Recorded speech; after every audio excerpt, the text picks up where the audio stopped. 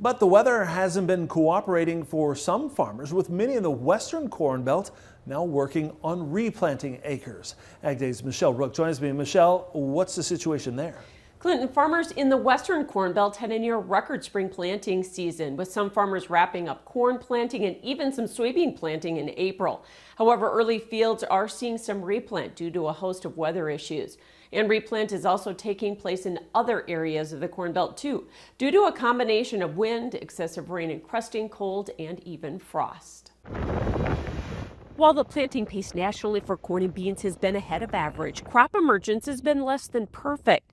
South Dakota saw a record fast planting pace, but only 55% of the corn was initially rated good to excellent, as early corn was slow to emerge and spots in fields are damaged. So it has to be something with the cold, the wind, and the rain, and just everything together, just combination put it under stress that it slowly died. And we were talking some pretty early corn that was affecting. And so Mose says they're having to replant. Yeah, 10% of our acres, but you go further north and they're running into even more acres that they're going to have to replant.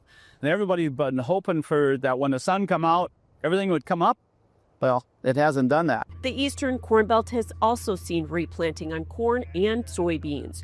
For Jeff Reintz, it was mostly early corn hit by 5 to 7 inches of rain in late April in northeast Iowa. And a lot of my customers are finding replanting about 5% of the acres, just those problem areas, not enough tile in certain spots, and it just sat too saturated too long.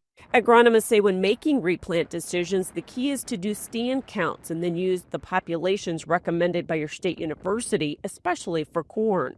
So it'll look at, all right, I've got 23,000 final stands or 25,000 final stands. This would mean my potential replant date, and it'll give you a percent of yield that you could achieve. So looking at those charts state by state, I think, is really important. She says producers that planted a flex ear corn hybrid may be able to get by with a lower ear count and population than a fixed ear hybrid. So if it's a real fixed ear that it needs a lot of population, then maybe your trigger to replant is going to be a little bit higher of a number, where I've got to have more final stand out there. And Bauer says soybeans can be even a little more forgiving on populations. Now on beans, what we've learned over the last several years, we could be pretty low. If we got an average 70,000, 80,000 good stand out there, we're going to go ahead and leave that, especially at this time of the year, calendar date-wise. However, she says uniformity of stand is still important for yield in both corn and soybeans. I'm Michelle Rook reporting for Ag Day.